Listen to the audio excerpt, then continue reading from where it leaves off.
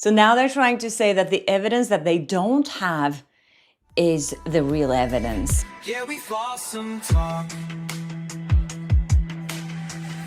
Hi and welcome to Flawsome Talk. I'm Shashti Flo, journalist, Hollywood truth teller, and your voice of reason in a town built on delusion. Okay, so it's bananas in the docket right now. Blake Lively's team are filing so many new documents. I haven't been able to go through all of it, but you won't believe their latest stunt here. So now they're trying to say that the evidence that they don't have is the real evidence. You won't believe this. Also, Stephanie Jones is doing the same thing against Jennifer Abel. They are just like on a mission right now to make everyone forget about this recording, to make everyone forget about the Van Zandt sham lawsuit and all the other scandals that are about to blow up. Yes, of course, I'm going to go through some of that. Also, yesterday, Andy Cohen on Watch What Happens Live was taking a dig at Blake with Allison Williams, who was in the studio with him. They were talking about her latest movie based on Colleen Hoover's novel, Regretting You. Also, Ryan Reynolds is dragging Hugh Jackman down with him once again, planting stories in the press to make people forget about what's really going on. And there's rumors that Hugh Jackman's ex-wife is writing a tell-all book. We also have to talk about these crazy PR stunts from Emma Stone's latest movie when they got people to shave their heads to watch her latest film. You won't believe how many people actually did that. And women with long, beautiful hair, it's insane what people would do for a free movie ticket. Also, Kristen Bell keeps getting backlash from this Instagram post. Now she's cancelled her appearance on the Today Show. Okay, so let's get into this filing first. Blake Lively is basically asking the judge to sanction Baldoni's team.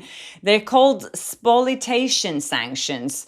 And this is a motion that they're asking the judge to look at because they say that those signal messages, remember there was so much talk about this group chat on Signal and that they wanted to get hold of them. And then Baldoni's team, the Wayfair parties, and Jed Wallace said that they were using this function on the app called auto delete. So all the messages, all the communications with them were automatically deleted once someone read them. And then Blake Lively's team said that's not good enough. And then they tried to retrieve these text messages and it turns out it's impossible. Now they're saying, all the evidence that we needed were in those text messages. So they want basically the judge to rule to say that Baldoni's team deleted this on purpose and they were withholding evidence on purpose. They're asking the judge for sanctions. They're also telling the judge that they should be allowed to tell a jury when this goes to trial, if it goes to trial, that in those text messages is all the evidence that there actually was a smear campaign. So because they don't have any evidence, they're saying that, oh, that's because of this. That's where all the evidence was.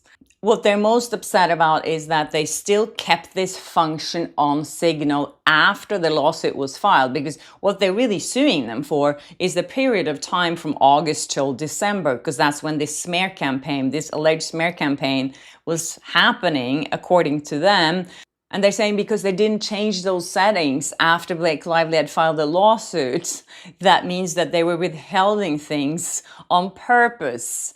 The thing is, after Blake Lively filed her lawsuit, I'm assuming everything they talked about in that chat must have been their legal strategies, and that should be privileged. The thing is, it doesn't make any sense that if they had smeared Blake up to that point and then they got sued for it, that they would continue talking about strategies to smear her after she sued them. It's so ridiculous. So they're asking basically the judge four main things here. They're saying they want an adverse inference instruction, which means the jury would be told it can assume the missing messages would have proven Blake's claim.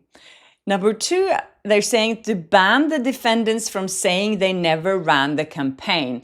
They want the judge to say to Baldoni's team that you can't say that you never ran a campaign in court. The third thing is a jurisdiction ruling against the PR team, the Wallace defendants, because of their alleged discovery misconduct. So they want to punish Jed Wallace again. He's been in and out of this lawsuit, as you know. He's a third party in this case. He was hired from Justin Baldoni's team to help them with this PR crisis. Then number 4 is the reimbursement of Blake's legal costs for having to bring this motion, but not broader punitive damages. This is just about discovery sanctions. So they're not asking for legal fees in this one. They asked for that already, as you know, in another filing. So now they're just asking to get their legal costs covered for filing this. Anyways, I feel like this is probably their most desperate and aggressive moves so far in this legal feud. They're basically saying the evidence that you can't see is the real proof. So now we just have to hope that Judge Lyman will be doing the right thing here. Now, Baldoni's team had 2 weeks to respond to this. And they would probably say, you know, this is a software that we're using and, you know, this is always how we communicate because this is sensitive information. We're talking about PR. We're talking about people here. We didn't want that information to ever be leaked. And that's why we use that function when we were talking about these things. So, and I also have an idea of why they probably did that, because I'm sure that in those texts, they would not speak highly of Blake, and no one would want that information to leak because it doesn't make them look good. I'm sure that some of them weren't holding back about how they feel about Blake and Ryan after what they did to them, and who can blame them? I'm just so impressed still by how Steve Sarowitz, how respectful he was in that phone call or that Zoom call that we just listened to the last few days. You know, that he didn't even say one bad word about Blake in that recording. But I'm sure that these texts might be loaded sometimes because people are really fed up with everything that they've witnessed so far. But I think this is the argument that Blake is going to go for this entire time, that those messages are missing. And she's saying that was the evidence. And no matter what happens, when she loses this case, she would say, oh, it was because the evidence was deleted. That's going to be her narrative. Just trust me. This is what she's going for now. So we'll see what happens in 2 weeks when Justin Baldoni responds to this. And I think then Blake Lively's team can respond with a letter or whatever. And then the judge has to rule. And funny enough, just before I was going to go on here and talk about this, Stephanie Jones filed the same thing. She is saying now that, oh, in those messages, in those signal messages, Jennifer Abel probably said things about this smear campaign, and that proves her point. And that she wasn't a part of that group chat proves also that she knew nothing about what was going on in this alleged smear campaign against Blake Lively. So now she's using the same argument against Abel that Blake is using against the Wayfair parties. She's basically saying that those messages would prove that Abel was running a smear campaign without her knowledge. Oh my God, you guys, I can't wait for this Van Zandt company to be deposed by Jennifer Abel and all the information we're going to get from that, all the communications they had before they found this plan on how to steal Jennifer Abel's phone. Anyways, yesterday, Andy Cohen had Allison Williams on his show, Watch What Happens Live. And as you know, he's always got this light tone going on. And she was there to promote her latest movie, Regretting You, which is Colin Hoover's latest book. And I'm sure she's prepared for questions around, you know, comparing her last movie adaptation, It Ends With Us, to Regretting You. And Andy Cohen went there. Did you read Regretting You, the book, before you shot the movie? I'm assuming you did. Yes, a couple times. Yeah, couple times. It's intimidating because everyone pictures something very specific when they read it. Right, that is true. And you're like, we're gonna decide. It's a lot. No one pictured Justin Baldoni and what's her name when they read that book. Yeah, Blake Lively. Anyway, love bringing that up. Let's take some love you bringing it up. I'm sure you do. Yeah, what's her name? You pretend he doesn't even know her name. I love that. And the way that Allison Williams answers, like, Blake Lively. So he asked if she actually read the book, which we know that Blake Lively didn't do. She admitted she never read It Ends With Us before she was asked if she wanted to take on the role. You know, if any of them believed any of her claims, they would not talk about this like that. I think that he just wanted to bring it up to see her reaction, to get some good television. And the fact that he was saying, what's her name? I love that. Thank you, Andy Cohen. Obviously, people don't want to talk about this drama because it is kind of a minefield in Hollywood, but I think it's pretty obvious where both of these people stand when it comes to Blake Lively. Anyways, isn't it funny every time there's some negative press around Blake and Ryan, some positive stories just pops up, and this one was published on October 20th, so 2 days ago. And it's a random story about how Hugh Jackman and Ryan Reynolds have birthdays in the same month of October. And it says here that Hugh Jackman teases Ryan Reynolds about never receiving a birthday gift. He's so wealthy. The longtime pals who never shy away from ribbing one another celebrated their birthdays together last year. As you know, Ryan Reynolds has been super busy lately touring John Candy the movie, and he had some of his celebrity friends with him on stage just to get more attention. And this was in New York, and Hugh Jackman was one of his guests on stage. And this actually happened on October 8th. Which makes no sense why they published this story now when it happened 12 days ago. That's my point here. Why did this story pop up 2 days ago, right when that recording from Clear went public? Then it ends up in People magazine and it's all about Ryan Reynolds' birthday with Hugh Jackman. By the way, his birthday is tomorrow, Ryan Reynolds. He's turning 49, and I'm super curious of how many celebrities are going to come out there and congratulate him, and especially if Blake is going to say something. They did talk about their amazing friendship here, that they've been friends for 20 years and that they've been close friends for 5 or 10 years. So Hugh Jackman said on stage that there's probably fewer friends in our life that you can say anything to. The stuff you're ashamed, embarrassed, anything.